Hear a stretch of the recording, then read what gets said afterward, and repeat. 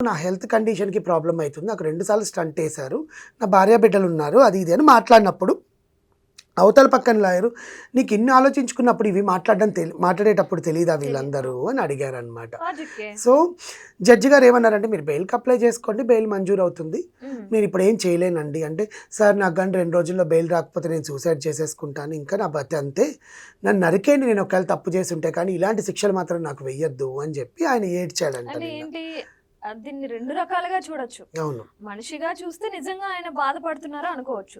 ఇంకో విధంగా చూస్తే ఇదో రకమైన ఎమోషనల్ బ్లాక్‌మెయిల్ కూడా ఆబ్వియస్‌గా. అనుకోవచ్చుగా. నన్ను నరికేయండి అంటే నిన్ను నరికేసి వాళ్ళందరూ జైల్లో కూర్చోవాలా? అది అంటే తప్పు ఇప్పుడు కదా! 2 రోజుల్లో బెయిల్ ఇవ్వకపోతే సూసైడ్ చేసుకుంటానని బెదిరించినట్లే అంతే. కదా అదైతే ఇంచుమించుగా. క్లారిటీగా జడ్జికి చెప్పలేదంట. జడ్జి ముందు లాయర్‌లకు చెప్పాడంట. ఏదైనా జడ్జితో డైరెక్ట్‌గా అలాంటి మాటలు మాట్లాడడానికి లేదు. Because it will directly punishable offence అనమాట.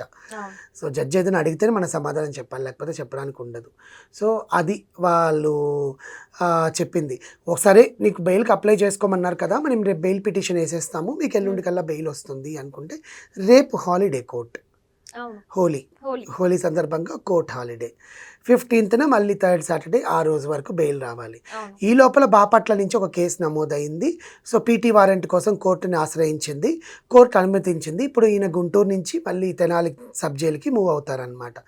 అసలు ఆయన ఈ కాలంలో బయటకొస్తాడా, బయటికి రాడాన్ని పక్కన పెడితే, ఇంకొకసారి ఇలా దుర్భాషలు ఆడిన వాళ్ళకి ఏ గతి పడుతుందో అనేది ఈయనను చూస్తే అర్థమైపోతుంది.